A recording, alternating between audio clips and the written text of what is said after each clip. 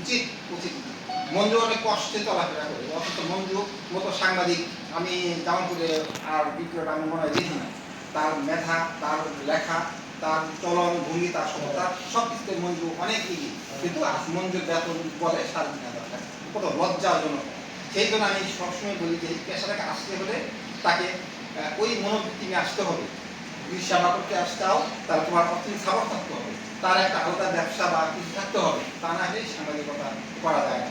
সোহেব বলেছে যে voluntary service, হ্যাঁ সোহেবের অবস্থা ছিল, সোহেব ভলেন্টারি সার্ভিস দিয়েছে, আমিও ভলেন্টারি সার্ভিস দেই নাই, কিন্তু আমি ইন্ডিপেন্ডেন্ট পত্রিকা প্রথম থেকে আমি ওয়েস্ট বোর্ড অনুযায়ী পাইতাম, কিন্তু সেটা খুব একটা বেশি না।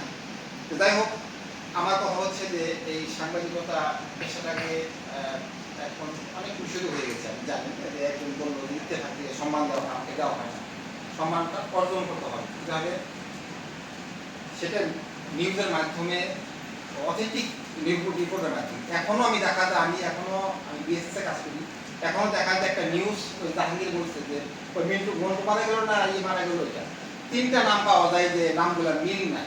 ওসিকে ফোন করি, ওসি বলে যে ভাই আমি দিতেছি, ওসিরও এখনও ওইভাবে মানে কনসার্স না যে এই রিপোর্টটা কতটুকু কি আছে, তারাও ওইভাবে বলতে পারে। অনেক পরে তারা বলে যে ভাই এইটা হচ্ছে। তার মানে এই এই যে ইগুলা কি বলে সোশ্যাল ইগুলা কি বলে সোশ্যাল মিডিয়া, এগুলো এমন অবস্থা হয়েছে যে মার্ডার হইতেছে, সেটা নিউজ চলে আসতেছে এমন অবস্থা, সেটা কোনো নিউজ নাই, সেটা নির্ভর করা হয়।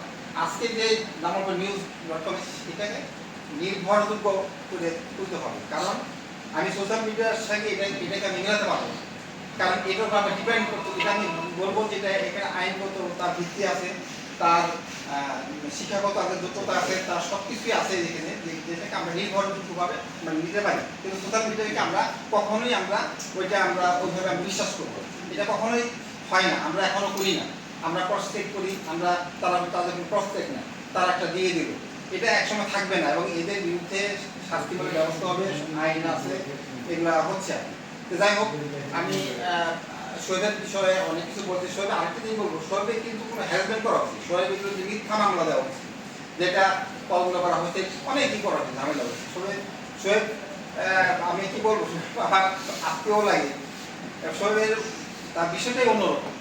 তো যাই হোক, আমি মনে করি যে সোহেবের যে প্রচেষ্টা বা তার যে ইচ্ছা, মনোভাব, তার সেবার মনোভাব, সে যদি এটা যদি তার কাছে যারা থাকবে তাদের বাসায় ঢুকে, আমি মনে করি এটা ভুল হবে না।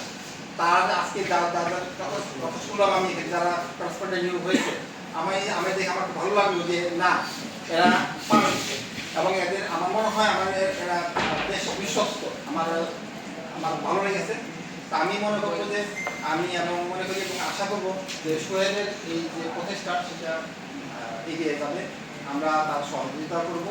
আমরা জামালপুরের নামে সময় পত্রিকা ছিল জামালপুর বার্তা, সেই বার্তাটা কিন্তু বেশ পপুলার ছিল, খুব ভালো হয়েছিল, কিন্তু সেখানে সাংবাদিক ছিল অসংখ্য সাংবাদিক, এবং সেটা প্রেস ক্লাবে তার মেম্বার নেওয়ার জন্য।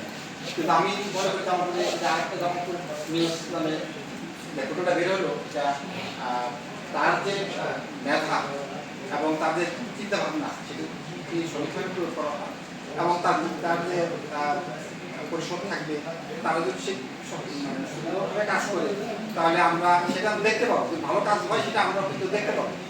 এবং আমরা আশা করবো যে আমাদের জামালপুরের এই নিউজ মিডিয়াটা এগিয়ে যাবে, আমরা তাদের সহায়তা করবো, আমরা প্রভাবে থাকবো। জাহাঙ্গীর সেলিম বলেছে আমাদের মধ্যে কোনো বিভেদ নাই, আমরা ভালো কাজের সাথে সবসময় আছি, আমরা এবং থাকবো। হ্যাঁ, আবারও আমি এই জামালপুর নিউজ.com-এর সমস্যা কামনা করছি, এবং এটা ভালো করবে এই আশা রেখে আমি বিশেষ করি।